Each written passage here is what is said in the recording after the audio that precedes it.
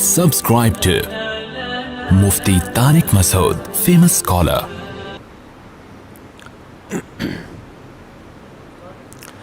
الحمدللہ نحمدہ ونصلی علی رسولہ الکریم اما بعد فاعوذ باللہ من الشیطان الرجیم بسم اللہ الرحمن الرحیم وَإِن يَكَادُ الَّذِينَ كَفَرُوا لَيُزْلِقُونَكَ بِأَبْصَارِهِمْ لَمَّا سَمِعُوا الذِّكْرَ وَيَقُولُونَ إِنَّهُ لَمَجْنُونٌ وَمَا هُوَ إِلَّا ذِكْرٌ لِّلْعَالَمِينَ۔ سورہ قلم کی آخری آیات۔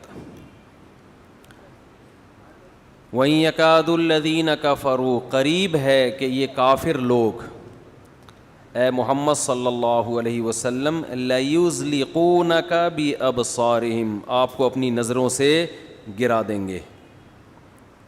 اس پر کئی ہفتوں سے بیان چل رہا ہے کہ دلائل کی دنیا میں جب کوئی ہار جاتا ہے تو پھر وہ شخصیت کو مجروح کرنے کی کوشش کرتا ہے۔ مجروح ذرا گاڑی اردو ہے، اس کو متنازع بنانے کی کوشش، کردار کشی کی کوشش۔ کردار کشی بھی ہے آج کل، کشی بھی چل رہا ہے، دونوں چل رہے ہیں۔ ویسے لفظ ہے کشی، کش کا معنی مارنا نا، جراثیم کش، لیکن کش پڑھتے ہیں وہ بھی ٹھیک ہے۔ جو مارکیٹ میں چل رہا ہے کیا ہے بھائی، وہ ٹھیک ہے۔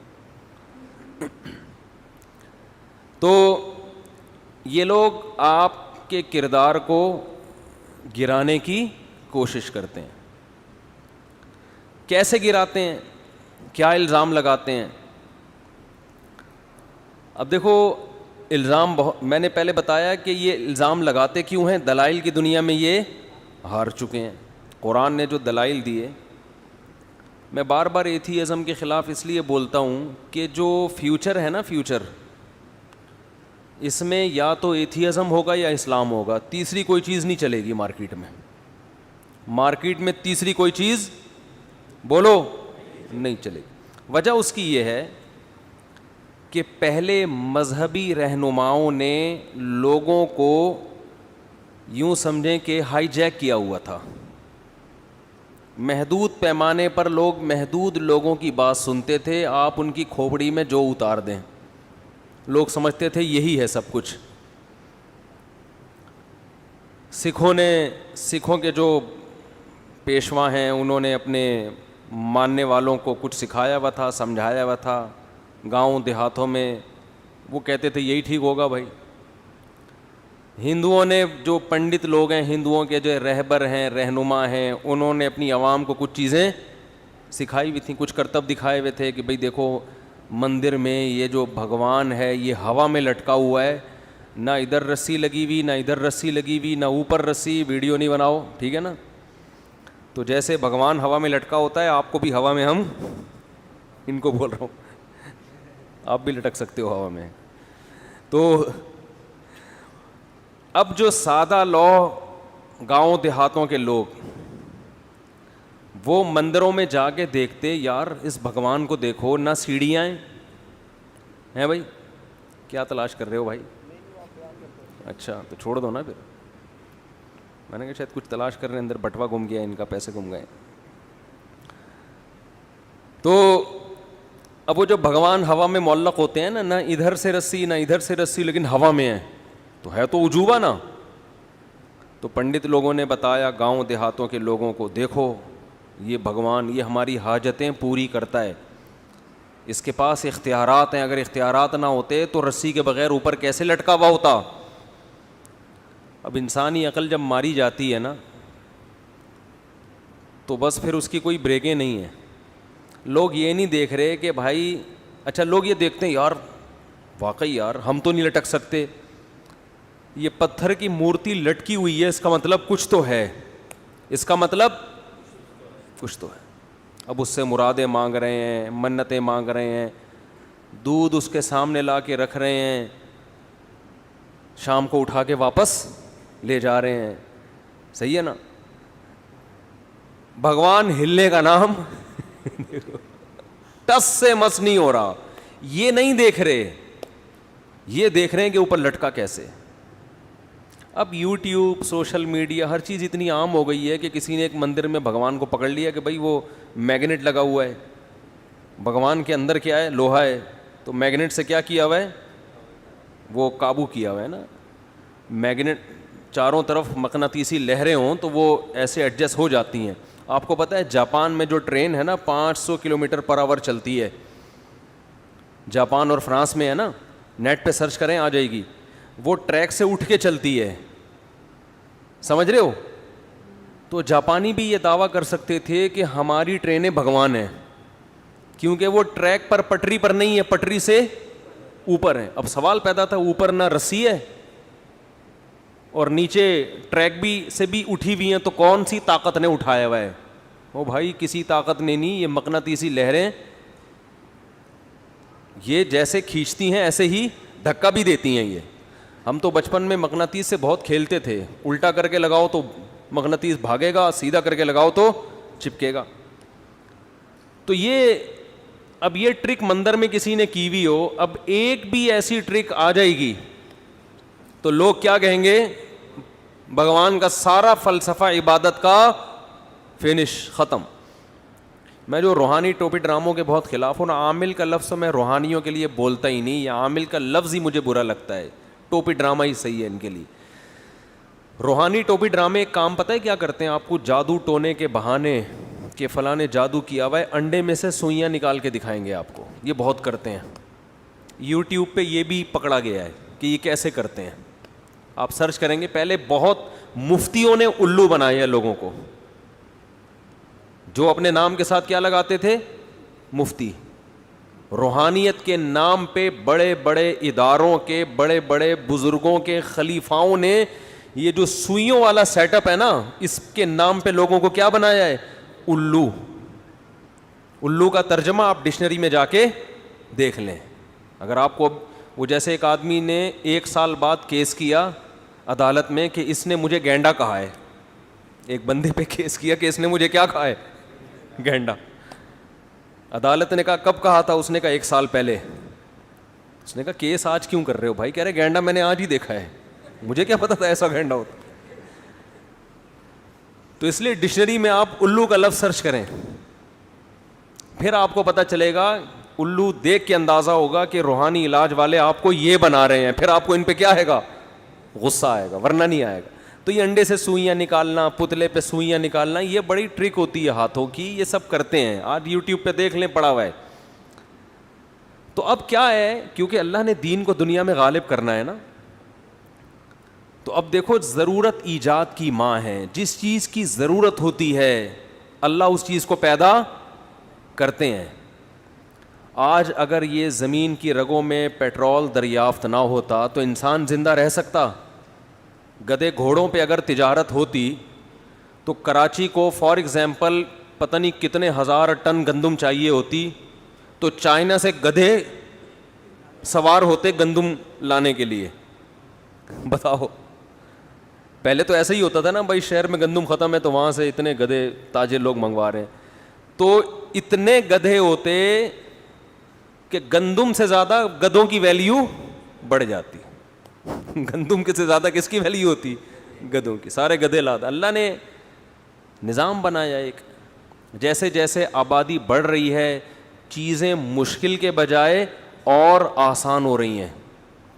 حالانکہ ہونی چاہیے مشکل, لیکن ہو کیا رہی ہیں, آسان. پہلے تجارت مشکل, اب آسان. پہلے خوراک کا حصول مشکل, اب آسان.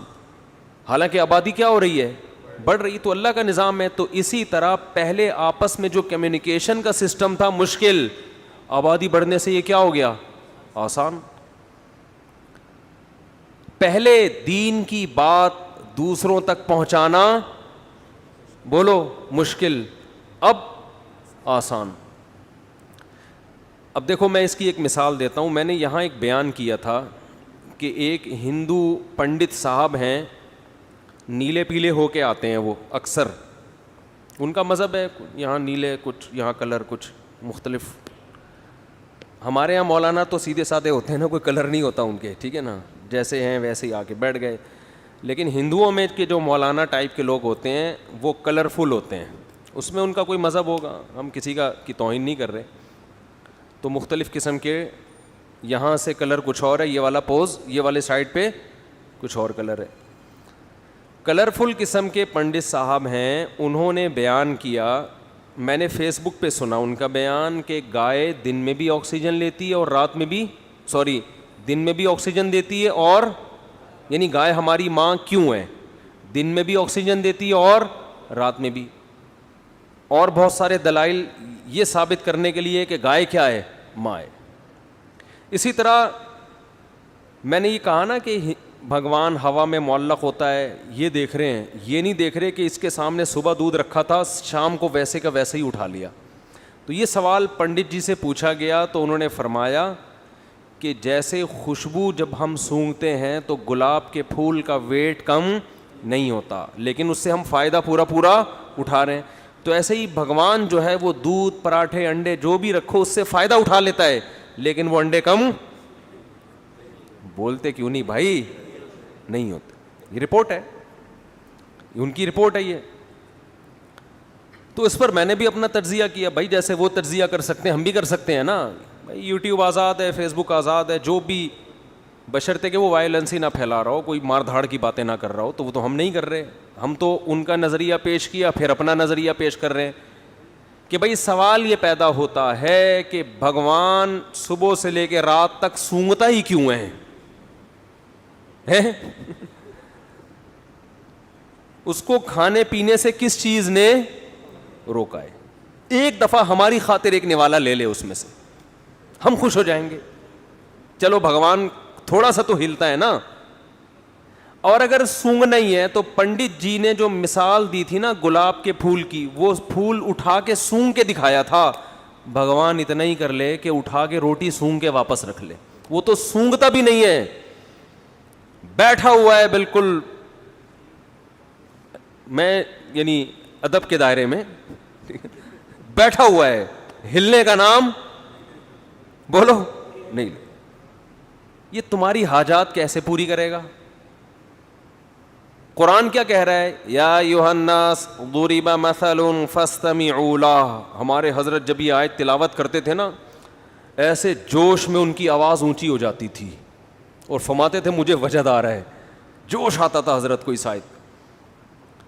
ایک دفعہ حضرت کا بیان ہم لوگ لکھا کرتے تھے, تو یہ والی آیت جب ہم لکھ رہے تھے تو لکھ کے حضرت کو دکھائی, حضرت نے اس آیت کی تصحیح کریکشن کروائی نا کہ یہ یوں ہے. تو کریکشن کے وقت تو انسان کا لہجہ سیدھا سادہ ہوتا ہے نا, یعنی اس وقت تو بیان بھی نہیں کر رہا, اس آیت کی تلاوت بھی مقصد نہیں ہے. جیسے کوئی آدمی پڑھ رہا ہے قل ھو اللہ احد کو غلط پڑھے, تو آپ اس کو سمجھاؤ گے بھائی قل ھو اللہ احد ہے, قل ھو اللہ وحد نہیں ہے, ایسے بتاؤ گے نا, اس میں جوش تھوڑی آئے گا آپ کو.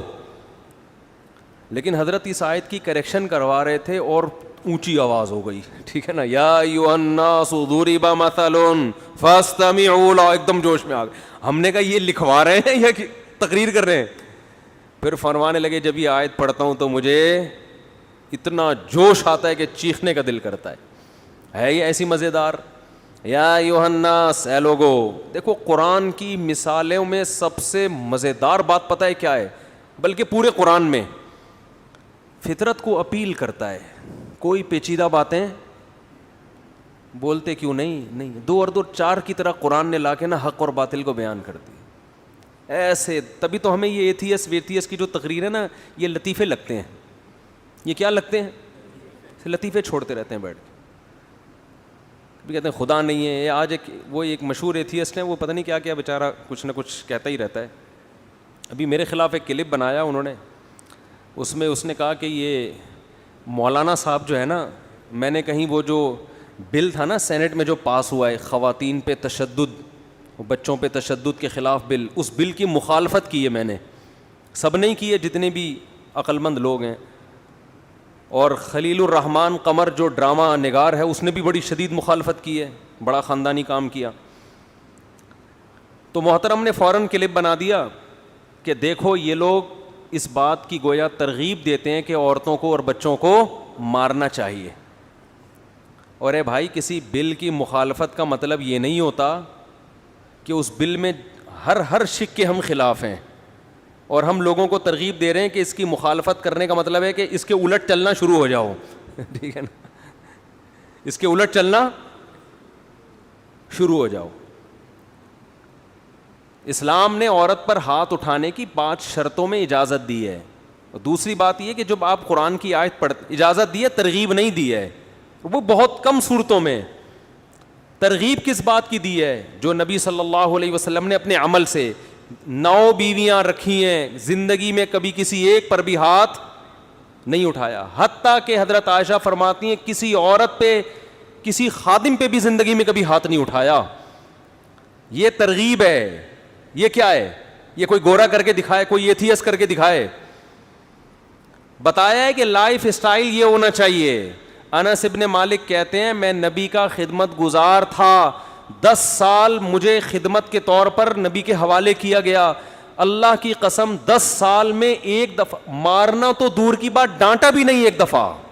آپ کا کوئی ملازم ہو, 10 سال میں ایک بار بھی نوبت نہ آئے کہ آپ اسے ڈانٹو. آج دنیا میں کسی کے باپ کے پاس بھی اتنا ظرف ہے؟ وہ باپ کا لفظ اب چڑھ گیا میری زبان پہ, وہ جو باپ پہ بن گیا تھا نا کلپ, کہیں ہے کسی کے پاس اتنا ظرف؟ بولو بھائی. 10 سال بڑا عرصہ ہوتا ہے. فرماتے ہیں مجھے کوئی کام نبی نے میرے ذمے لگایا اور میں نے نہیں کیا, تو نبی نے کبھی یوں طنز نہیں کیا کہ یہ کیوں نہیں کیا. اور کوئی کام نبی نے مجھے منع کیا ہو اور میں نے کر لیا, تو نبی نے ایک دفعہ بھی یہ نہیں کیا کہا کہ کیوں کیا. کر لیا ٹھیک ہے, نہیں کیا تو بھی ٹھیک ہے. کتنا بڑا ظرف. ہم صرف قرآن کو حجت نہیں مانتے, قرآن خود کہہ رہا ہے لقد کان لکم فی رسول اللہ اسوۃ حسنہ. قرآن پر عمل کون کر کے دکھائے گا؟ نبی. تو قرآن کہہ رہا ہے کیسے عمل کیا, یہ نبی سے سیکھنا ہے. تو صرف قرآن کی آیت کوٹ کر دینا کہ قرآن مرد کو اجازت دے رہا ہے بیوی پہ ہاتھ اٹھانے کی, اور نبی کی سیرت کو درمیان سے ہٹا دینا, تو یہ آپ آدھا اسلام پیش کر رہے ہو, آدھا کیا کر رہے ہو؟ غائب کر رہے ہو. تو پورا اسلام تو نبی کی سیرت کو مل کے پتہ چلتا ہے.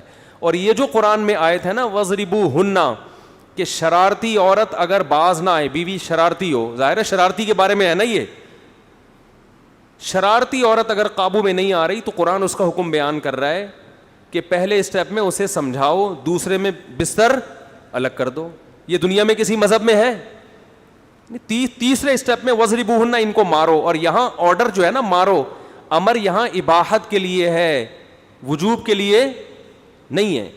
یعنی امر کا جو صیغہ ہے نا, صیغہ تو آرڈر کا ہے کہ کرو یہ کام, لیکن جو عربی گرامر جانتے ہیں انہیں پتہ ہے کہ قرآن میں بہت سارے آرڈر اجازت کے معنی میں استعمال ہوئے ہیں. جیسے قرآن میں آتا ہے وَإِذَا حَلَلْتُمْ فَاصْطَادُوا, اے ایمان والو جب تم احرام کی حالت میں ہو تو شکار مت کرو, جب احرام سے نکل آؤ تو شکار کرو.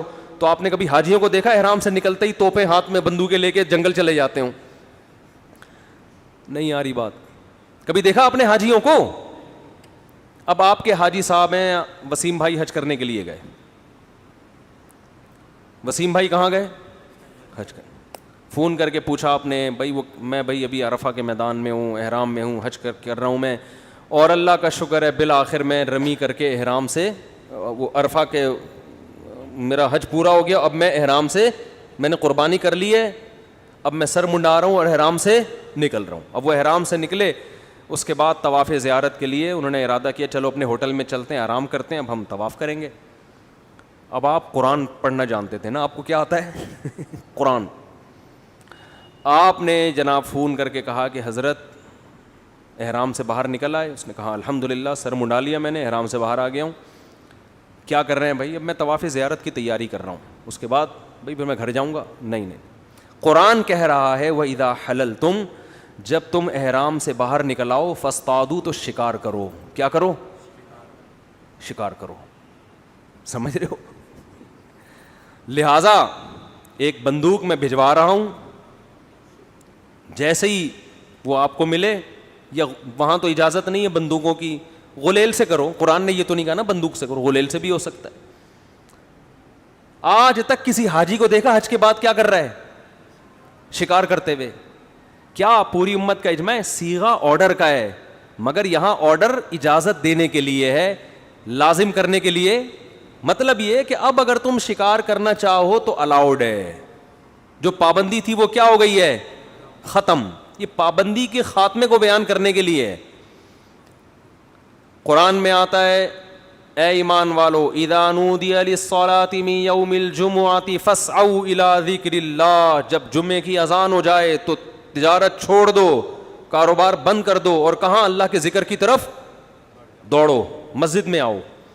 یہاں بھی دوڑو کا مطلب یہ نہیں کہ ریسنگ لگانا شروع کر دو، محاورے قرآن وہی استعمال کرے گا نا جو عرف میں رائج ہیں۔ دوڑ کا مطلب سارے کام چھوڑ کے کہاں جاؤ؟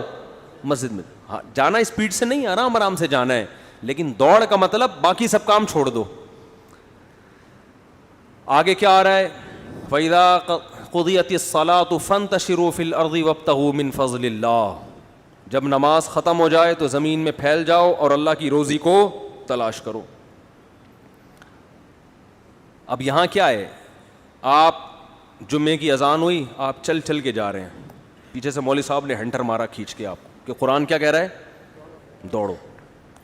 ڈکشنری میں تو سعی کا مطلب دوڑ ہی ہے، صفا مروہ کی سعی ہوتی ہے نا، فسعوا سعی سے نکلا ہے، اس لیے کہتے ہیں قرآن کے اہل سے سیکھا جاتا ہے۔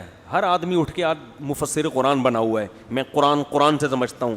صحابہ نے نبی سے سمجھا ہے، تابعین نے صحابہ سے سمجھا ہے۔ اس کے لیے عربی زبان میں مہارت ضروری ہے، عرب محاوروں سے واقف ہونا ضروری ہے۔ علماء سے سیکھتے ہوئے شرم آتی ہے کہ ہم کسی کے شاگرد کیوں بنیں، بس یہ ٹیکنیکل فالٹ ہے۔ اور جب تک آپ کسی کے سامنے زانوئے تلمذ نہیں طے کرتے، کسی کی شاگردگی میں نہیں آتے، اللہ آپ کو علم نہیں دیتا۔ اس کی تواضع کے ساتھ علم حاصل ہوتا ہے۔ یہودی اسلام پر ایمان لے آتے، ان کے لیے بڑی رکاوٹ تھی، ہمیں محمد صلی اللہ علیہ وسلم کے سامنے سر کو تسلیم کرنا پڑے گا۔ یہ کہہ رہے تھے یہ تو امی ہے، لکھنا پڑھنا نہیں جانتے، ہم ان کو اپنا بڑا کیسے بنائیں؟ تو جو تکبر یہودیوں میں تھا نا، جس نے ان کو حق سے روکا، آج وہی تکبر بہت سے لبرل لوگوں میں ہے کہ علماء کی اطاعت ہم کیوں کریں، اور مثالیں دیتے ہیں مولوی ایسے۔ بھائی مولوی غلط ہیں تو صحیح بھی تو ہے نا۔ آپ علاج کے لیے اپنے آپ کو ڈاکٹروں کے حوالے کرتے ہو کہ نہیں کرتے؟ تو ڈاکٹروں میں 2 نمبر بھی ہیں لیکن 1 نمبر بھی تو ہے نا، یا خود ہی پیٹ کاٹ کے اپنی سلائی ولائی کر کے گردے کی پتھری نکال لیتے ہو؟ تو وہاں تو شرم، وہاں تو آپ کو کبر محسوس نہیں ہوتا، وہاں مان لیتے ہو بھائی انہیں آتا ہے ہمیں نہیں آتا۔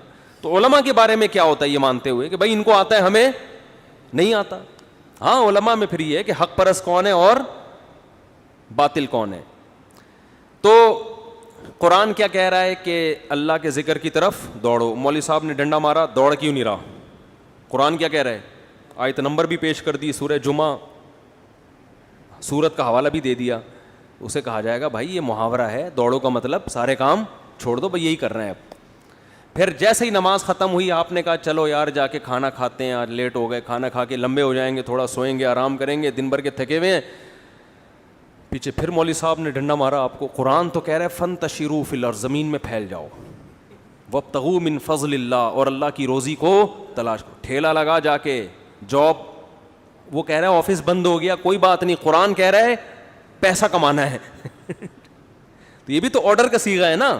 تو یہاں بھی تمام علماء کا اتفاق ہے کہ صیغے کا عنوان آرڈر کا ہے، لیکن مراد آرڈر نہیں ہے بلکہ اجازت ہے، تمہیں پرمیشن ہے کہ جو جمعے کی نماز سے پہلے پابندی لگی تھی اب وہ پابندی تم پر اٹھ گئی ہے۔ جمعے کی نماز سے پہلے بزنس حلال نہیں تھا، اب وہ ناجائز ہو گیا تھا، اب وہ ناجائز ہونے کی پابندی کیا ہو گئی ہے؟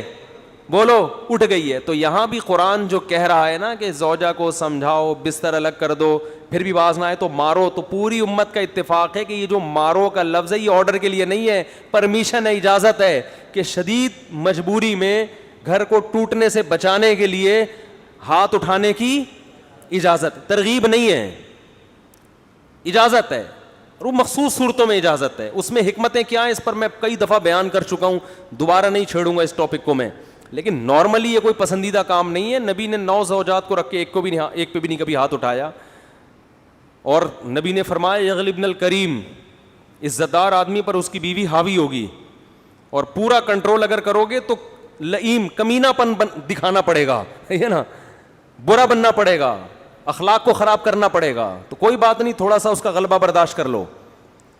سمجھتے نہیں ہو میرا خیال ہے۔ تو اب وہ کیا کرتے ہیں، یہ جو ایتھیس لوگ ہیں، ادھر سے بیان اٹھایا ادھر سے اٹھایا، ملغوبہ لگا کے اسلام کے خلاف ایک پروپیگنڈا شروع کر دیتے ہیں۔ تو میرے خلاف وہ پروپیگنڈا کیا ایک مشہور ملحد نے، کہ یہ خواتین پہ ہاتھ اٹھانے کی ترغیبات دیتے ہیں اور یوں کرتے ہیں اور ایسے کرتے ہیں, اور ٹویٹ بھی میری غلط, لیکن چلو اچھی بات ہے, ان کو جب بتایا تو انہوں نے وہ ریموو کر دیا بیان, یہ ایک اچھا کام کیا.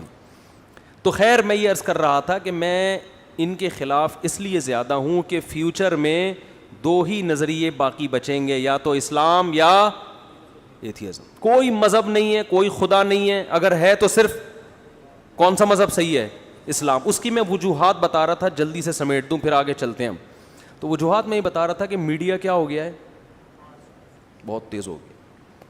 اب کوئی ہندو پنڈت صاحب یا کوئی پادری صاحب کسی کو کچھ بھی, یا کوئی گاؤں میں بیٹھ کے لوگوں کو کوئی بھی مذہبی, چاہے وہ مسلمانوں میں ہی ہو, وہ الو اگر بنا رہا ہے تو اس کے خلاف بھی آپ کو دلائل یوٹیوب پہ مل جائیں گے.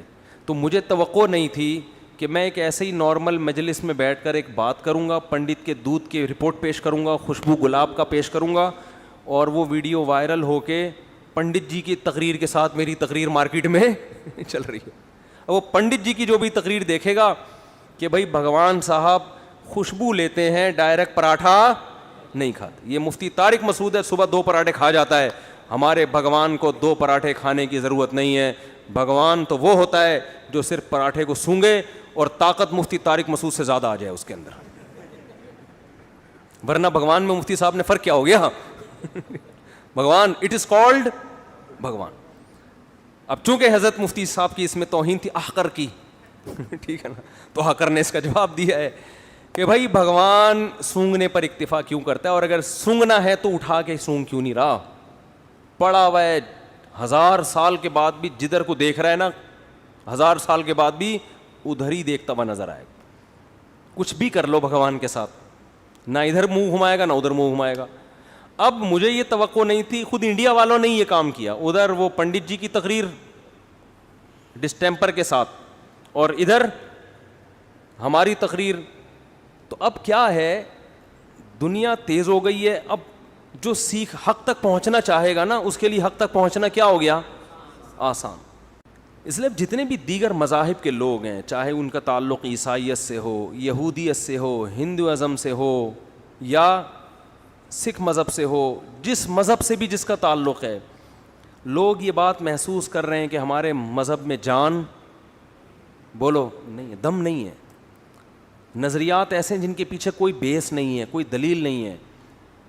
اور قرآن کی میں مثال دے رہا تھا. قرآن جو ہمارے حضرت جس آیت پہ جوش کھاتے تھے نا, کہ وہ جو ہندو کہہ رہے ہیں نا کہ یہ پراٹھا رکھا ہوتا ہے, یہ سونگتے ہیں, کھاتے نہیں ہیں, فائدہ اٹھا لیتے ہیں بس. تو قرآن کیا کہتا ہے؟ یا ایھا الناس ضرب مثل فاستمعوا له. اے لوگو, اس مسلمانوں کو خطاب نہیں کیا, اے انسانوں. اس میں ہندو بھی ہیں, سکھ بھی ہیں, بدھسٹ بھی ہیں, سب ہیں. اے انسانوں, ضرب مثل, ایک مثال بیان کی جا رہی ہے, فاستمعوا له, اس کو غور سے سنو, اسے غور سے سنو. اب قرآن کے اس اسٹائل سے, اس انداز سے لگتا ہے کہ بہت ہی کوئی پیچیدہ مثال ہوگی, ہے بھائی؟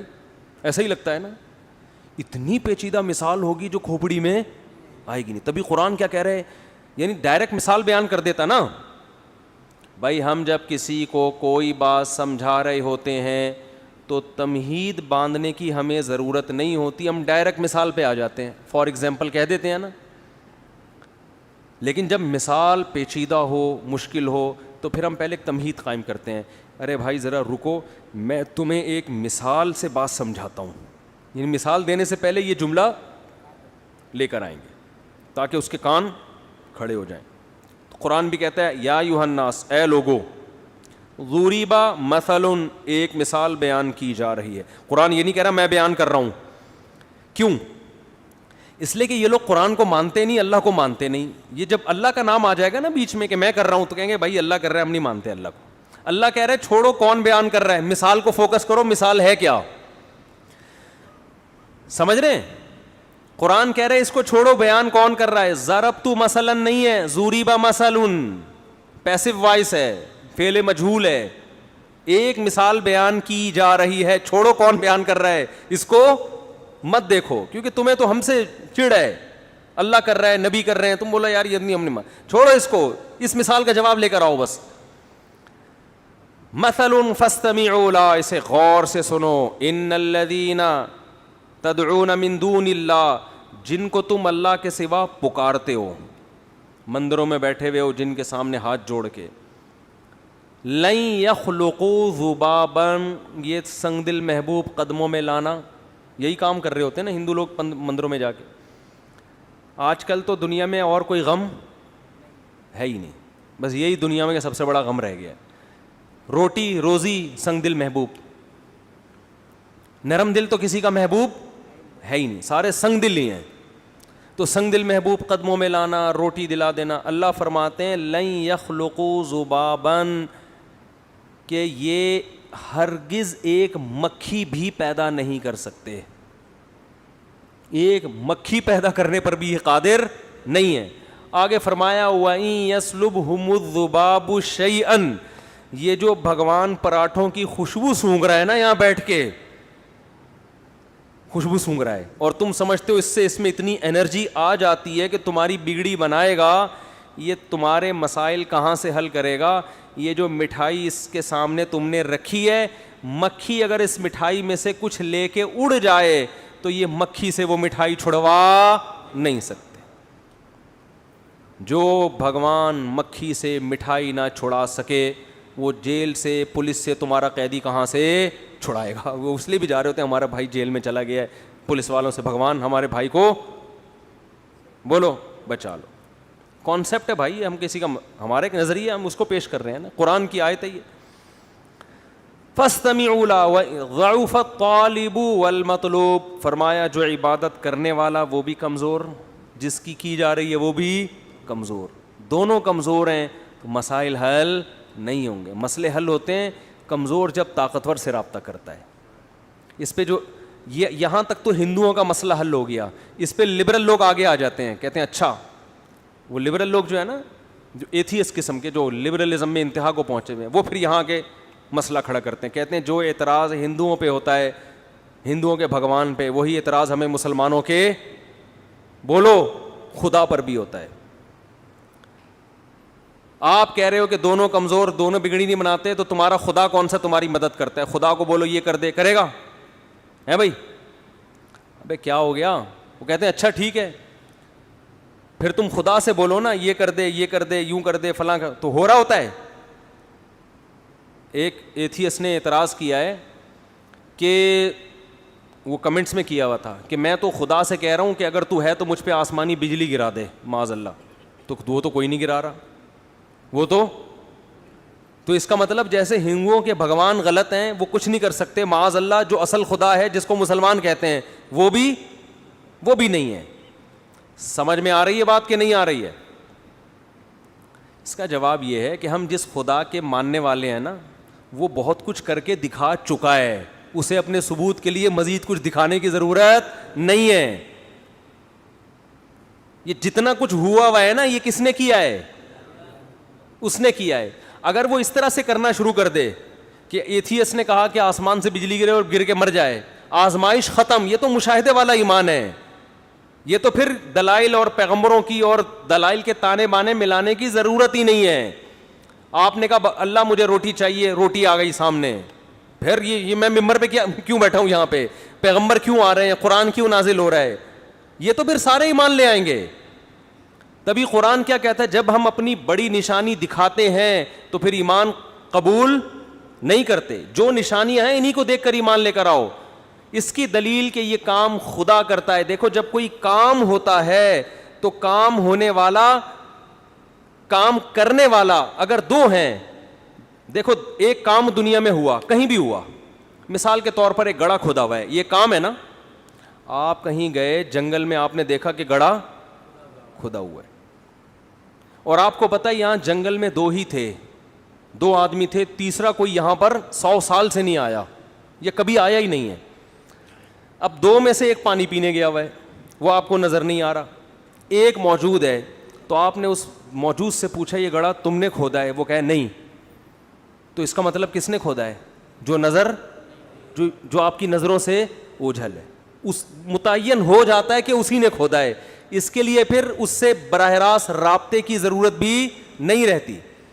ایتھیسٹ کیا کہتے ہیں کہ چونکہ اب دیکھو دنیا میں بہت گڑھے کھدنے سے زیادہ عجیب عجیب کام ہو رہے. پوری زمین بن گئی, پورا سورج بن گیا اتنا بڑا, پورا انسان بن کے ماں کے پیٹ سے باہر آ گیا, ماں کی چھاتیوں میں دودھ پیدا ہو گیا اور بچہ ماں کی چھاتیوں سے لپک کے دودھ پی رہا ہے. پھر مرد الگ. یہ جو ارتقاء کا نظریہ ہے نا, ڈارون کا جو تھیوری ہے کہ ترقی کرتے کرتے یہاں تک پہنچا, اگر یہ درست ہے تو ایک جنس بننی چاہیے تھی نا. عورت الگ بن رہی ہے, مرد الگ بن رہا ہے, دونوں ایک دوسرے کی ضرورت ہیں. تو فطرت کو یہ کس نے سکھا دیا کہ ایک کو عورت بناؤ ایک کو کیا اتفاق سے جو چیزیں خود بخود بنتی ہیں اس میں خدا کی قسم اتنی مینجمنٹ تو دور کی بات, ذرا سی بھی مینجمنٹ نہیں ہوتی اس میں. پانی سے مرد بھی بن رہا ہے اور اسی پانی سے عورت بن رہی ہے, پھر دونوں کے ملاپ سے بچہ پیدا ہو رہا ہے. یہ نہیں ہو رہا کہ وہ آگے چلتے چلتے ایک انسان بن کے بنا ہوتا نا بندر سے, ترقی کرتے کرتے ایک بن چکا ہوتا. ہم کہتے یہ ایوولوشن کا انتہائی نتیجہ, یہ چیز بن کے مارکیٹ میں آئی ہے, صحیح ہے نا, یہ چیز بن کے اب یہ پتہ نہیں کیا بنے گی. او بھائی الگ لڑکا الگ بن رہا ہے, عورت الگ بن رہی ہے, پھر ان دونوں کا ملاپ سے بچہ پیدا ہو رہا ہے. یہ ایسا سسٹم اتفاق کے نتیجے میں وجود میں نہیں آ سکتا. خربوزے کے بیج کو زمین میں ڈالو, اس سے پہلے اتفاق سے, ایتھیسٹ تو کہتا ہے نا اتفاق ہے, یہ اتفاق سے کیا بنے گی, ایک کومپل نکلے گی, پھر اس میں پھول پیدا ہوں گے, پھر ان پھولوں پہ تتلیاں آئیں گی, نر مادہ کا ملاپ ہوگا, پھر اس میں چھوٹا سا خربوزہ پیدا ہوگا, پھر خربوزہ بڑا ہو کر وہی خربوزہ بن جائے گا جس کو آپ نے کاٹا تھا, پھر اس کو کاٹو گے اس میں وہی بیج. نہیں آ رہی سمجھ, پھر اس بیج کو بولو زمین میں ڈالو گے, پھر یہی کروڑوں خربوزے پیدا ہو رہے ہیں. ایک چکر ہے, ایک سائیکل ہے. یہ جو چیز سائیکل میں وجود میں آتی ہے یہ خود بخود کبھی بھی نہیں ہو سکتی. دیکھو سائیکل, ایک سادہ سی سائیکل کو دیکھ لو نا, دو گراریاں آپس میں ایڈجسٹ ہوتی ہیں, ایسا ہی ہے نا. چین ان پہ چڑھی ہوتی ہے, چین کو گھماؤ گے تو گھوم کے واپس وہیں آ کے کھڑی ہو جائے گی. تو کروڑوں اربوں سال میں ایک سائیکل خود سے وجود میں آئی ہے جس میں گراریاں ایسے فٹ ہو جائیں اور چین ایسے ہو کہ پیڈل چلاؤ گے تو گھوم کے واپس. تو خدا کی قسم سائیکل کا جو گراریوں کا سسٹم ہے اتنا پیچیدہ نہیں ہے جتنا خربوزے کے پیدا ہونے کا سائیکل والا سسٹم ہے, جتنا انسان کا سسٹم ہے. تو کنواں کھدا ہوا آپ کہہ رہے ہو کسی نے کھودا ہے, وسیم نے نہیں کھودا تو ستار پہ بلی ڈالو گے اس نے کھودا ہے. اور کنواں کھدنے سے زیادہ عجیب کام دنیا میں ہو رہے ہیں بھائی, اس اتنے عجیب کہ ہر کام. ایک انسان عجیب نہیں ہے, انسان کا ایک ایک پارٹ عجیب سے عجیب تر ہے. کان عجیب ہے, آنکھ عجیب ہے, گردہ عجیب ہے, دل عجیب ہے, پھیپھڑے عجیب ہیں, ایک ایک پارٹ قدرت کا شاہکار ہے اور آپس میں ان کا لنک ہے. یہ اتفاق سے ہوتے تو آپس میں مربوط نہ ہوتے. یہ کیا بات ہے کہ بچہ پیدا ہو کے ماں کی چھاتیوں میں کیوں دودھ آ رہا ہے, اتفاق سے پہلے کیوں نہیں آ جاتا 6 مہینے پہلے؟ نہیں آ رہی بات. اور یہ کیا عجیب اتفاق ہے یار کہ پیدا ہوا اور بچے کو کچھ بھی نہیں آتا لیکن یہ پتا ہے دودھ کہاں ملے گا اور حلق میں کیسے اترے گا. یہ کھوپڑی میں اس کے اتفاق سے آ گیا. بڑا عجیب اتفاق ہے یار. وہ ایک آدمی نے کسی کو قتل کر دیا, جج نے پکڑا کہ بھائی تم نے مارا ہے. کہہ رہے بھائی میں نے نہیں مارا, اتفاق سے مر گیا. کہہ رہے ابے تو نے کمبخت چھری نکال کے اس کو باقاعدہ گلا کاٹ کے گردن کاٹ کے الگ کیا ہے. پہلے اس کے گھر گیا, پہلے اس کو فون کر کے گیٹ پہ بلایا ہے بھائی, فون کیا, ساری کال ریکارڈنگ موجود ہے, کیمرے لگے ہوئے تھے, ان کیمروں میں آ رہا ہے کہ تو 12:01 پہ آتا ہے, فون کرتا ہے, اس کو بلاتا ہے, یہ فون پہ نہیں آتا تو ناک کرتا ہے, پھر یہ آتا ہے, چھری نکالتا ہے, پھر اس کو یوں کر کے بولو تیز کرتا ہے, پھر اس کو دوسرا بندہ پکڑ کے لٹاتا ہے, پھر اس کا گلا کاٹتا ہے اور سر الگ دھڑ الگ. تو وہ کہتا ہے جج صاحب یہ سارے کام ہوئے ہیں, ان کے ثبوت ہیں, لیکن یہ سب اتفاق سے ہوئے ہیں. یہ سب کیسے ہوئے ہیں؟ وہ جو میں اتفاق سے اس گلی سے گزر رہا تھا, مجھے تو وسیم بھائی سے قرضہ مانگنا تھا, سلیم بھائی سے. وسیم کی تو گردن کاٹی ہے, سلیم بھائی کے گھر میری نہاری کی دعوت تھی. حسن اتفاق کہی ہے کہ میں اس دن اتفاق سے وہاں سے گزر رہا تھا. پھر یہ حسن اتفاق ہے کہ میں کال سلیم کو ملا رہا تھا, مل کس کو گئی غلطی سے وسیم کو. اتفاق ہو گیا, ملانا سلیم کو تھی, میری قسمت خراب, کال مل کس کو گئی وسیم. جب وسیم کو مل گئی تو میں سمجھا کہ سلیم ہے, میں نے کہا گیٹ پہ آ جا. آیا کون؟ وسیم کیونکہ اتفاق سے ملی کس کو تھی؟ وسیم کو. پھر میں جو چھری نکال کے چیک کر رہا تھا نا، وہ اس کو قتل کرنے کے لیے، ذبح کرنے کے لیے نہیں، حسن اتفاق کہیے کہ اسی دن بقرعید بھی تھی، میں نے بکرا کاٹنا تھا، میں چھری چیک کر رہا تھا کہ یہ چھری کیسی، بقرعید تھی نہیں، آنے والی تھی، تو میں چیک کر رہا تھا. یہ اتفاق ہے ایسا کہ حسن اتفاق کہیے کہ میں اس کو یوں یوں یوں چیک کرنے لگا. چلو یہاں تک اتفاق سمجھ میں آتا ہے، پھر تو نے پکڑ کے گرایا کیوں اس کو؟ وہ حسن اتفاق کہیے میری نظروں کے سامنے میرا بکرا آ گیا. میری نظروں کے سامنے آتا نہیں، لیکن اس دن وسیم کی قسمت خراب تھی، حسن اتفاق کہ میری نظروں کے سامنے میرا بکرا آ گیا. مجھے اس وسیم کی آنکھوں میں اپنی بکرے کی آنکھیں نظر آئیں. اور تو پھر وہ ستار نے تیرا ساتھ کیوں دیا؟ اس کو گرایا کیوں زمین پہ ہے بھائی؟ اس کو گرایا کیوں؟ اتفاق کی بات ہے. جج صاحب آپ یقین تو نہیں کریں گے، لیکن ڈارون چونکہ کہہ کے گیا ہے، آپ کو یقین؟ بھائی ڈارون نے جب اس سے بڑی پھینکی ہے، آپ نے مان لیا ڈارون کے نظریہ، میں تو بہت کم پھینک رہا ہوں، میں تو ایک اتفاق کا قائل ہوں. ڈارون تو اس سے بڑی بڑی چیزوں کو کیا بارے میں کیا کہتا ہے؟ وہ کہتا ہے مور کے پروں میں جو خوبصورتی ہے، یہ رنگ کے ڈبے اتفاق سے گر گئے تھے مور کے پروں میں. میں نے کل ہی ایک مور دیکھا، خدا کی قسم اس کو دیکھ کے میں سوچتا رہا ڈارون سے بڑا پاگل دنیا میں کوئی نہیں گزرا. اس مور کے پر دیکھو یار، کیا حسن و جمال، سر پہ تاج بھی ہے اس کے. قدرت کو یہ پتا تھا کہ یہ خوبصورت ہے، تاج جب تک نہیں لگے گا اس کی خوبصورتی میں اضافہ نہیں ہوگا. فطرت نے اس کی کھوپڑی میں تاج لگایا، اور تاج لگا کے اس کے اوپر جو ہے وہ بال لگائے ہیں، تاج کے بیچ میں نہیں ہے، بالکل جیسے کراؤن کے اوپر بال ہوتے ہیں نا، ایسے بنائے ہیں. گردن کا رنگ میں کیسی چمک، اور پھر اس کو اتنے خوبصورت پر دیے، تو اب وہ پر جیسے ساڑیاں ہوتی ہیں نا، ایسے عورتیں ان کو گھسیٹتی بھی لے جا رہی ہوتی ہیں، ایسے اپنے پروں کو زمین پہ گھسیٹتا ہوا لے کے جا رہا ہے. اور مور ہے واحد جانور جو اپنے پر کھول کے دنیا کو دکھاتا ہے. حسن اتفاق ہے کہ اسی کی کھوپڑی میں دکھانا لکھا ہوا ہے. گدھا شو نہیں مارتا، گدھے اسٹائل، گدھے کو دیکھا کبھی ناز و نخرے دکھا رہا ہو، اسٹائل پوز بنا کے. فطرت نے اس کو بتایا ہوا ہے کہ تو گدھا ہے، گدھے والی حرکتیں تیرے پہ سوٹ کرے، تو ڈھیچو نیچو کر کلاٹیاں کھا. مور کے اسٹائل میں کبھی اپنے شو مارنے کی اور پوز بنانے کی کوشش نہیں کرنا. گدھا کبھی نہیں کرتا پوز. مور جو ہے وہ پوز بناتا ہے، اپنے دکھاتا ہے نا. یہ اتفاق ہے. او بھائی کوئی خدا ہے جس کو پتا ہے کہ جب میں نے مور کو خوبصورتی دی ہے تو اس کی خوبصورتی ایکسپوز اسی صورت میں ہوگی کہ کبھی کبھار وہ اپنے پروں کو کھول کے دنیا کو دکھایا کرے، اور اپنے رنگ دکھا کے ڈارون کا منہ چڑھائے، اور ملحد اور ایتھیس کا منہ چڑھائے کہ بتا یہ کلر خود سے پیدا ہو سکتے ہیں کسی چیز میں؟ یہ کیسے پیدا ہو سکتے ہیں؟ تو ہمیں اپنے جو خدا ہے نا اس کے کہ وہ کارساز ہے، وہ کام بناتا ہے، اس کے لیے اس کے مزید کاموں کے ثبوت کی ضرورت نہیں ہے. اتنے کام اس نے کر کے دکھا دیے ہیں کہ وہ تبھی قرآن اپنے کام جو اللہ نے کیے ہیں نا انہیں نشانیوں کے طور پہ دکھاتا ہے. ان فی خلق السماوات والارض واختلاف اللیل والنہار لآیات لأولی الالباب.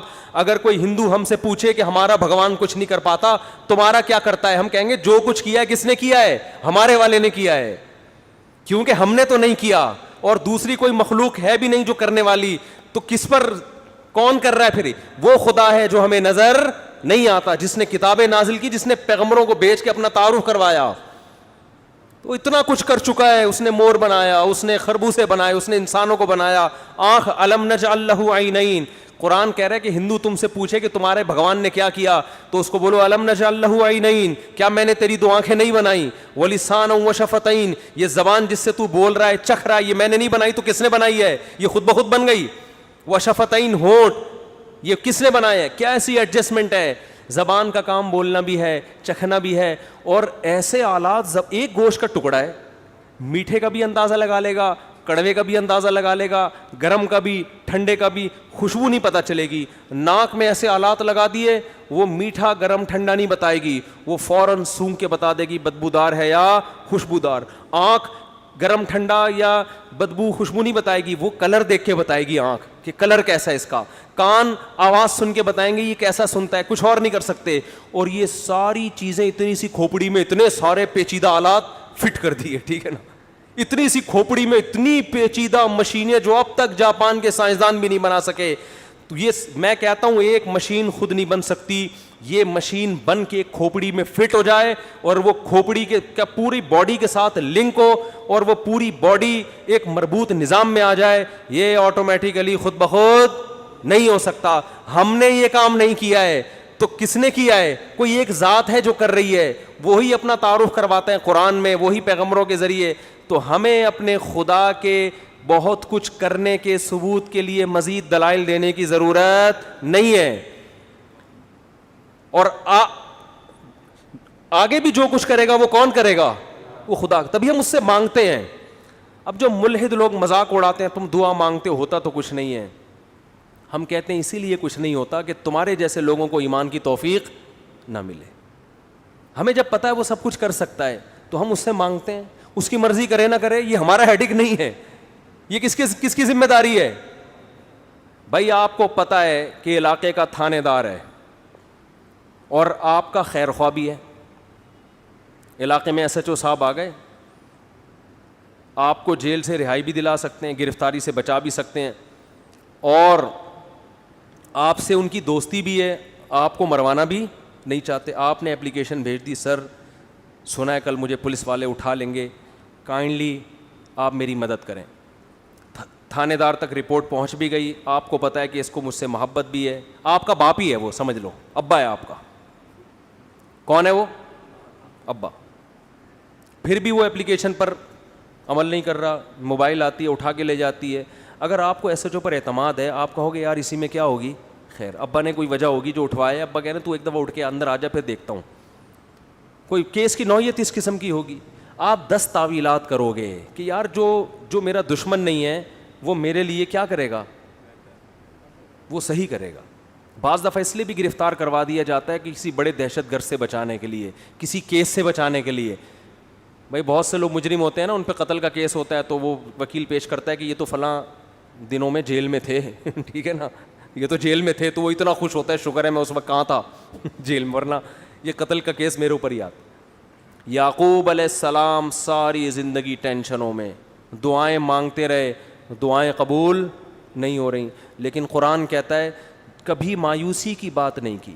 جب بھی ان کے بچوں نے کہا ابا آپ کو ابھی تک یوسف یاد ہے, انہوں نے فرمایا اعلم من اللہ ما لا تعلمون, میں اللہ کے بارے میں وہ کچھ جانتا ہوں جو تم نہیں جانتے. تو جب کوئی ملحد ہم پر اعتراض کرتا ہے تم دعاؤں کے لیے ہاتھ اٹھاتے ہو, ہوتا تو کچھ نہیں ہے. ہم اس سے کہتے ہیں ہم اپنے اللہ کے بارے میں جو کچھ جانتے ہیں وہ تم نہیں جانتے. تم اس اللہ سے لو لگاؤ, تمہیں پتہ چلے گا بہت کچھ ہوتا ہے, بہت کچھ ہوتا ہے. تسلی ہو جاتی ہے, ہم نے اپنی گوٹ اللہ کے حوالے کر دی ہے, صحیح ہے نا, اپنی فائل کہاں داخل کر دی ہے. اب جو ہوگا کیا ہوگا, اچھا ہوگا, برا بھی اچھا ہے. اب اس لیے کہ یہ دنیا تو اصل ہے ہی نہیں, یہ اصل ہے ہی نہیں.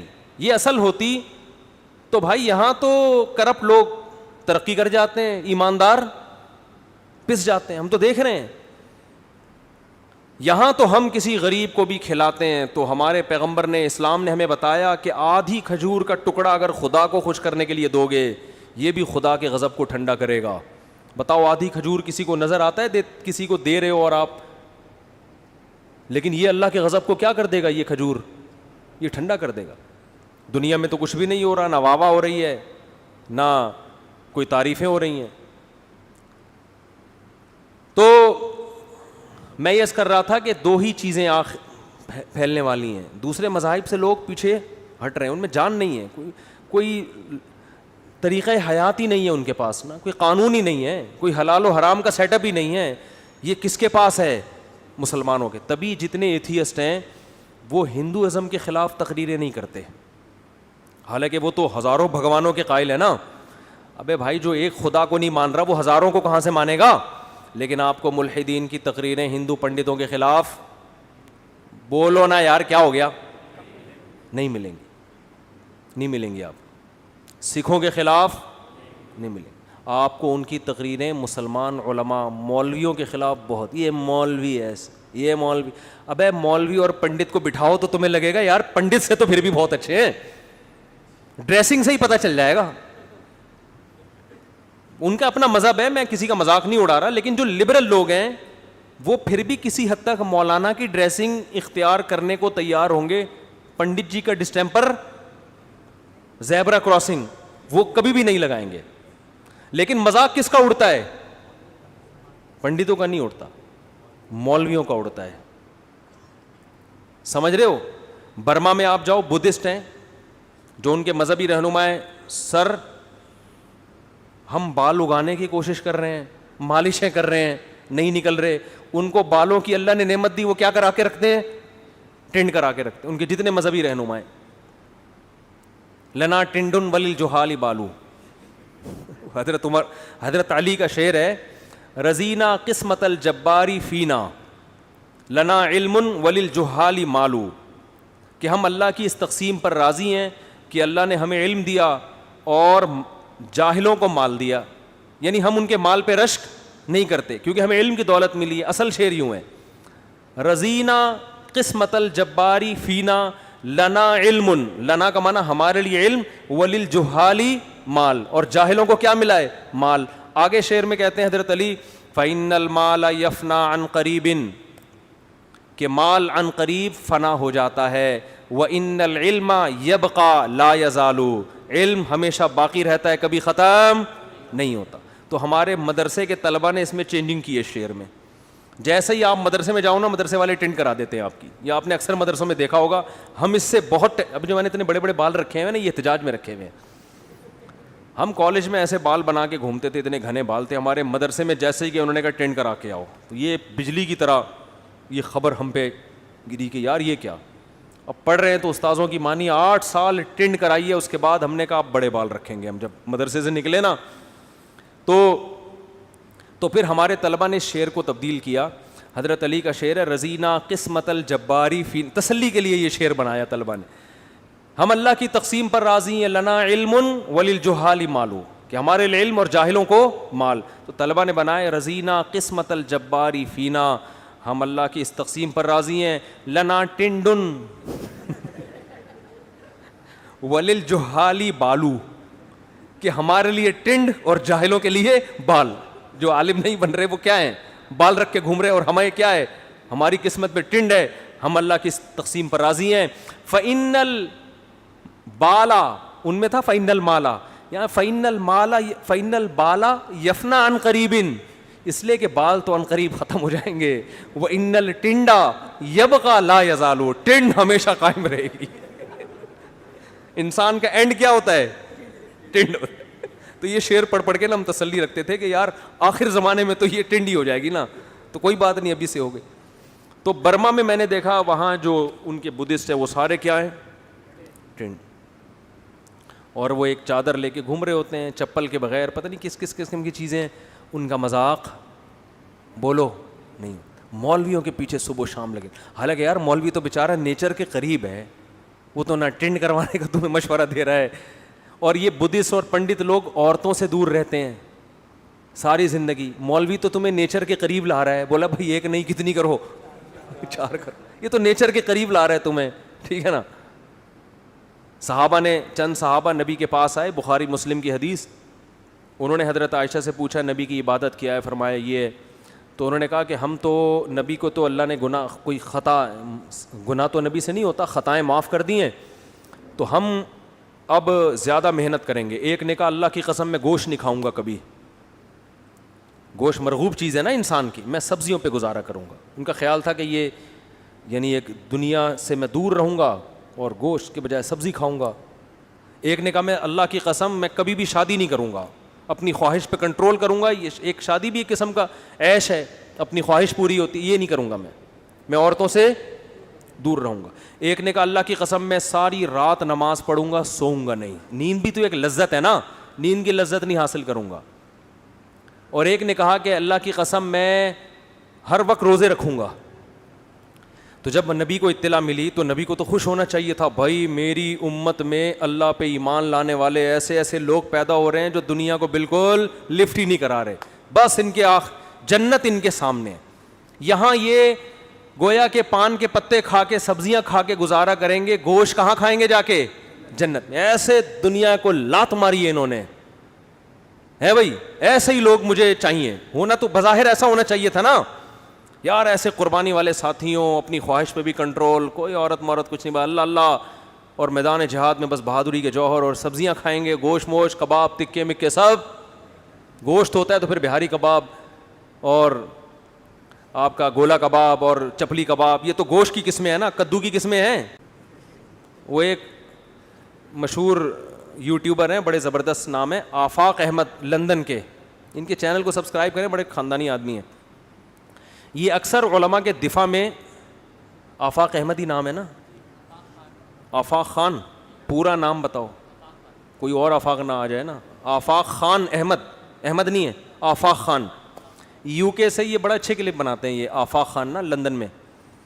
اور یہ جو خاص طور پہ ایتھیس اور جو بھی علماء کے خلاف لوگ ہیں نا, تو میں جب سفر میں ہوتا ہوں تو پھر میرے پاس ٹائم ہوتا ہے, لوگ گاڑی میں اکثر خود ہی ڈرائیو کرتا ہوں, تو وہ پھر جو ساتھ بیٹھا ہوا ہوتا ہے وہ لگا دیتا ہے کلپ, کبھی کسی کا لگا دی, محمد آفاق خان, محمد آفاق خان, تو یہ لوگ کلپ لگا دیتے ہیں, تو اس وقت میرے پاس ٹائم ہوتا ہے ڈرائیونگ کے دوران. تو ان کا ایک کلپ ابھی آیا, اس کے بارے میں قربانی کے کسی نے مخالفت کی, کسی خاتون نے, کہ یہ اتنے معصوم جانور مسلمان ان بیچاروں کو کاٹ کاٹ کے ختم کر دے, ان جانوروں پہ ترس کھاؤ, ان کی زندگیاں بچاؤ. تو محمد آفاق خان نے کلپ بنایا, یہ تھوڑی ریسرچ کرتا ہے یہ آدمی نا, اس لیے مجھے ذرا اچھا لگتا ہے. اس نے کیا کیا, ان کے ٹویٹ میں جا کے کہیں سے تلاش کیا, محترمہ لکھا ہوا تھا, مجھے نہاری بہت پسند ہے, مجھے نہاری بہت پسند ہے. تو محمد آفاق خان نے کہا, لگتا ہے محترمہ کدو کی نہاری کھاتی ہیں شوق سے کیونکہ جانور ذبح کرنے کے یہ کیا ہے وہ تو معصوم جانور ہے نا, جس کی نہاری کیا کدو کی بنتی ہے تو مجھے یہ جملہ بڑا اچھا لگا کہ لگتا ہے, پہلے اس کے ٹویٹ نکالا کہ یہ کہہ رہی ہے کہ مجھے نہاری, تو ان کو بقرعید پہ جانور کٹتے ہوئے اچھے نہیں لگتے جو اللہ کے لیے کٹ رہے ہیں, جو اللہ کو خوش کرنے کے لیے, ان کو نہاری کھاتے ہوئے جانور کٹتا ہوا اچھا لگتا ہے. اس سے یہ جو جملہ تھا نا کہ لگتا ہے محترمہ کدو کی نہاری شوق سے کھاتی ہیں, یا پتہ نہیں لوکی کی نہاری شوق سے کھاتی. تو میں اس پہ بول رہا تھا کہ جتنی مزے کی ڈشیں ہیں وہ کس کی بنتی ہیں, گوشت کی. وہ لوکی کی, تھوڑی لوکی کا ایک حلوہ بن جائے گا, چینی ڈالو, زیادہ زیادہ یہی ہوگا. جو جتنے مزے کی خوراکیں ہیں, جو چٹپٹی چیزیں ہیں, نہاری بھی اس سے بنے گی, کوفتے بھی اس سے بنے گی. کوفتے کے بھوک لگ رہی ہو, کوفتے کے نام میں لذت ہے, کوفتے کے نام میں لذت ہے بھائی. بھوک لگ رہی ہو, اگر پیٹ بھرا ہوا تو پھر تو سب فضول ہے. میں نے یہ تجربہ کیا ہے, حلفیہ بول سکتا ہوں, جب بھوک لگ رہی ہو, کھانے پینے کی باتوں میں خدا کی قسم بڑا مزہ آتا ہے حقیقت. اور جب پیٹ بھرا ہوا ہو نا, میں نے تجربہ کیا ہے, کھانے پینے کی باتیں بھی اچھی. یہ میں نے اپنے اوپر تو کیا ہے میں نے تجربہ, لوگ بھی دلچسپی لیتے ہیں اس میں. تو وہ اس نے کہا کہ کدو کی نہاری کھاتی ہوں گی شاید یہ نا. تو جتنی چٹپٹی مزے کی چیزیں کس سے بنتی ہیں, گوشت. لذت بھی اللہ نے اس میں رکھی ہے. تو صحابی نے کہا میں دنیا سے بے رغبتی اختیار کروں گا, گوشت نہیں کھاؤں گا. اور ایک نے کہا میں ہمیشہ روزے رکھوں گا, کبھی ناغہ نہیں کروں گا. اور ایک نے کہا میں ساری رات جاگتا رہوں گا, نمازیں پڑھ سوؤں گا نہیں. ایک نے کہا میں کبھی شادی نہیں کروں گا, یہ عیش و عشرت ہے بس ایسے اللہ اللہ بس.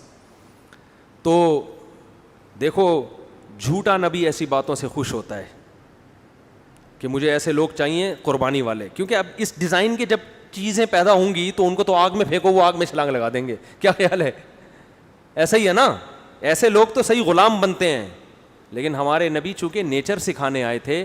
اسلام دین فطرت ہے, فطرت کا دوسرا نام ہے, اس لیے نبی نے ان کو اپریشیٹ نہیں کیا بلکہ تنبیہ کی. فرمایا اتزوج النساء, میں تو عورتوں سے نکاح کرتا ہوں. ہے بھائی, یہ مجھ سے بھی آگے نکل رہے ہیں. میں تو گوشت بھی کھاتا ہوں, میں تو سوتا بھی ہوں, نماز بھی پڑھتا ہوں, آرام بھی کرتا ہوں, میں تو روزے بھی رکھتا ہوں, ناغے بھی کرتا ہوں, صحت کا بھی خیال کرتا ہوں. پھر ایسے موقع پہ آپ نے فرمایا مر رغب عن سنتی فلیس منی, جو میرے طریقے سے ہٹ کے چلے گا وہ مجھ سے بولو نہیں ہے, وہ کسی اور مذہب کو فالو, وہ اسلام نہیں ہے, اسلام نہیں ہے یہ. اس لیے خام خواہ میں نا علماء جب گاڑیوں میں گھوم رہے ہوں, کھا رہے ہوں کباب چپلی, تو اعتراض نہ کیا کرو ان مولویوں کو, دیکھو کیا ہو رہا ہے. پتہ نہیں خام خواہ میں کیوں برے لگ رہے ہیں تمہیں کھاتے ہوئے یار. اور لوگوں کی بھی عادت ہے, جب ہماری میں تو دعوتیں قبول نہیں کرتا, بس یہ جلدی سے بات کو سمیٹ کے میں بیان ختم کرتا ہوں. میں دعوتیں قبول نہیں کرتا, ٹائم نہیں ہے, لیکن کبھی کبھی دعوت کوئی ہو جائے تو لوگ پرتکلف بکرے وکرے رانے وانے لا کے رکھ دیتے ہیں. تصویریں کھینچ کھینچ کے کہاں ڈال رہے ہیں. عجیب منظر جا رہا ہوتا ہے. ایک دفعہ میں بیٹھا ہوں سوراب کوٹ پہ نا, اتنی بڑی روٹی میرے سامنے, اور میں ایسے اسٹائل میں بیٹھا ہوا نا یوں کر کے, میں اپنا اسٹائل تھا, اتنی بڑی روٹی میرے سامنے اور اتنی بوٹیاں پوری بھری ہوئی نا, وہ بھینس کی بوٹیاں ہوتی ہیں, وہ اس کو لوگ دمبے کی کہہ کے کھا رہے ہوتے ہیں, تو اتنی بوٹیاں. وہ تصویر جناب کسی نے کھینچ لی, اور میں نے کہا اللہ کا واسطہ ہے اس کو ڈیلیٹ کروا دے یار. وہ ملحدین کو مل گئی تو وہ بولیں گے یہ دیکھو کیا ہو رہا ہے, یہ دیکھو کیا ہو رہا ہے. تو اس لیے میں منع کرتا ہوں یار, ہم میری خوراک جو میرے ساتھ اٹھنے بیٹھنے والے لوگ ہیں ان کو پتہ ہے بہت, میں نے کل رات کھانا کھایا ہے, اس کے بعد آج مغرب میں کھانا کھایا ہے. صحیح ہے نا, سمجھ رہے ہو کہ نہیں سمجھ رہے. اتنا میں ناغہ کرتا نہیں ہوں, لیکن اتنا کر بھی لیتا ہوں بعض. میری کوئی بہت زیادہ خوراک نہیں ہے, لیکن دعوت کرنے والا تو اپنی محبت میں بکرے کی رانیں سامنے لا کے رکھ رہا ہے. وہ یہ نہیں دیکھ رہا اگر زیادہ چلو کھا بھی لیا زیادہ تو کیا ہو گیا بھائی, اس کا مطلب بھائی ماشاء اللہ کیا ہے, جان ہے, کھا رہا ہے بھائی, خوش ہونا چاہیے نا. ایسے مذاق اڑاتے ہیں. ہمارے نبی نے کیا فرمایا کہ بھائی ان چیزوں میں دین نہیں ہے. وہ بکرا کھائے, وہ دمبا کھائے, وہ جس کو اللہ نے جتنی وسعت دی ہے وہ کھائے. سوال پیدا ہوتا ہے پھر نبی فاقوں سے کیوں رہتے تھے؟ بھائی نبی اپنے پاس مال رکھتے ہی نہیں تھے کھانے کے لیے. صبح آیا, شام ہونے سے پہلے سارا صدقہ کر دیا, تو رکھتے ہی نہیں تھے. تو نبی کا بہت بڑا ظرف تھا. مال ہو پھر دال کھا رہے ہو بکرا چھوڑ کے, یہ کنجوس ہونے کی علامت ہے, یہ نیک ہونے کی علامت. پیسہ اللہ نے دیا ہے پھر بھی آپ چنچی میں گھوم رہے ہو, گاڑی نہیں خریدتے, تو یہ سادگی نہیں ہے, اٹ از کالڈ کنجوسی. اسے کیا کہتے ہیں؟ کنجوسی کہتے ہیں, کہ ہوتے ہوئے بھی استعمال نہ کرے. جب ہے تو پھر کھاؤ بھائی, بکرے بھی کھاؤ, دمبے بھی کھاؤ, اور چربی بھی کھاؤ, اور جو ہے جائیدادیں نہ کھاؤ بس بہنوں کی. تو جلدی سے بات کو سمیٹ کے ختم کرتا ہوں کہ بات چل رہی تھی کہ رسول اللہ صلی اللہ علیہ وسلم نے ان صحابہ کو اعتدال کی ترغیب دی. یہ اصل اسلام ہے. نیچر نیچر نیچر نیچر کو فوکس کر رہا ہے, نیچر سے آپ کو ہٹا نہیں رہا. جبکہ جو الحاد والے لوگ ہیں وہ آپ کو نیچر سے ہٹا رہے ہیں. وہ مرد اور عورت کا فرق ختم کر رہے ہیں, یعنی عورت کیوں پردہ کرے, مرد کیوں نہیں کرے. تو ابے بھائی عورت الگ چیز ہے, آدمی الگ چیز ہے. قدرت نے بنایا ان کو الگ الگ. کہتے ہیں عورت پہ عدت کیوں ہے, مردوں پہ عدت کیوں نہیں ہے. او بھائی بچہ عورت پیدا کرتی ہے, آدمی تھوڑی پیدا کرتا ہے. ان کا بس چلے تو یہ آسمان پہ جا کے خدا سے پوچھیں کہ عورت کیوں دودھ پلاتی ہے بچوں کو, آدمی کیوں نہیں پلاتا. ٹھیک ہے نا. یہ تو قدرت نے فرق جب رکھا ہے تو شریعت کے حکام میں بھی کیا ہوگا, فرق ہوگا. ایک جیسے حکام لبرل لوگوں کے ہاں مرد اور عورت کے لیے ایک جیسے حکام ہے, اسلام میں نہیں ایک جیسے, کیونکہ وہ ہے نہیں ایک جیسے. تو کیسے ہو سکتے ہیں بھائی ایک جیسے حکام؟ دونوں کی نیچر الگ, دونوں کی فطرت الگ. تو خیر یہ جو میں یہ عرض کر رہا تھا کہ جب یہ دلائل کی دنیا میں ہارتے ہیں تو شخصیت پہ آ جاتے ہیں. تو آج دنیا میں جتنے مذہبی لوگ ہیں کسی کی شخصیت پر اتنا مذاق نہیں ہوتا. لوگوں کو پتہ ہے کسی میں اتنی اٹریکشن نہیں ہے. اٹریکشن کس میں ہے؟ علماء میں.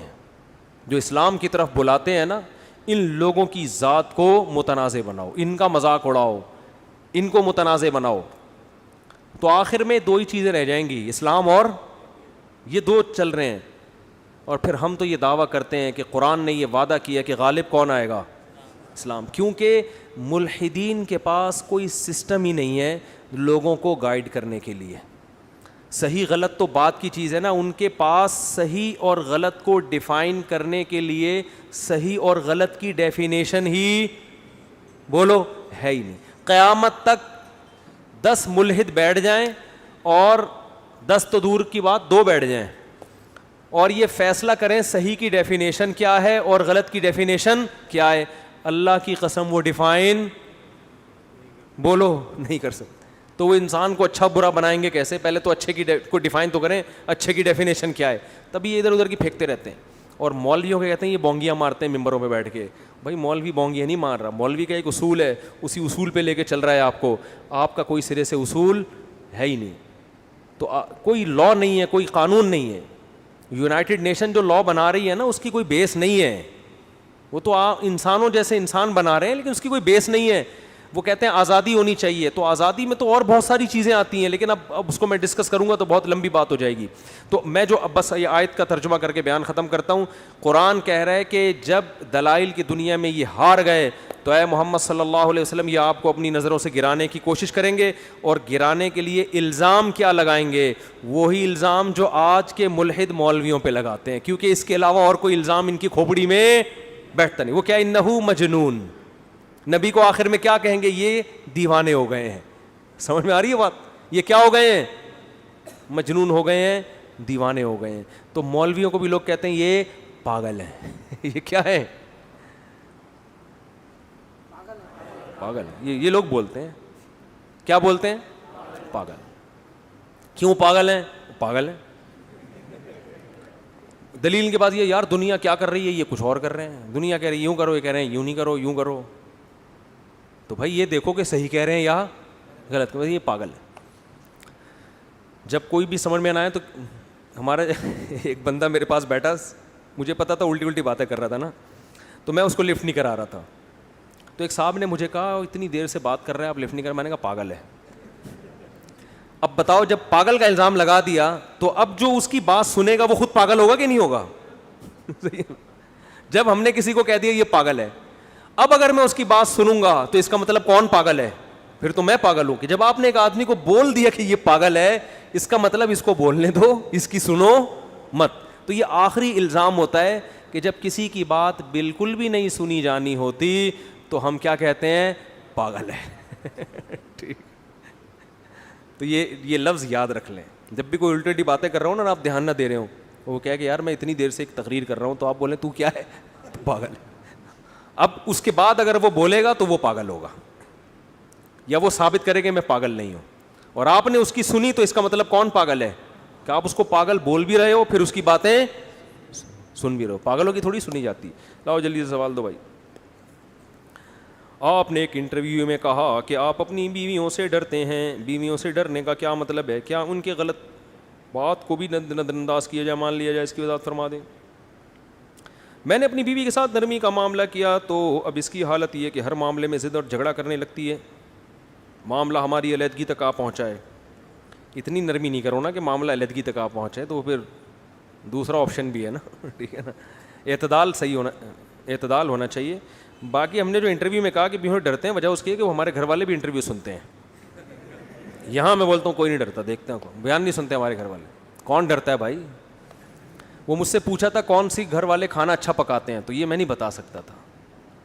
یہ میں نہیں بتا سکتا, یہ بہت بڑا سنبھالنا میرے لیے مشکل کام ہو جاتا ہے اس میں. ہاں تو یہ تو ڈرتے ہیں نا, بتائیں گے تو پھر ساری زندگی اس کو اس کا مطلب بیان کرنا پڑے گا. یہ اصل میں ایکچولی اس کا مطلب یہ تھا. تو میں نے, وہ گھر والوں نے پوچھا کہ وہ انٹرویو لینے والوں نے آپ سے یہ پوچھا کہ کھانا کون اچھا پکاتے ہیں, یہ کیوں پوچھا؟ میں نے کہا پاگل ہے. صحیح ہے, میں نے کیا کہا؟ پاگل ہے. کچھ بھی پوچھ سکتے ہیں بھائی, وہ تو ہم تو یہ دیکھیں گے ہم نے کیا بولنا ہے. ان کا تو مرضی جو مرضی پوچھیں. وہ 4 ایکٹروں کے نام لے کے مجھ سے پوچھ رہی ہیں کہ ان میں سے کس سے, مجھے تو پتہ ہی نہیں تھا ان ایکٹروں کے بارے میں. اچھا بھائی, تو اعتدال والی راہ اختیار کریں.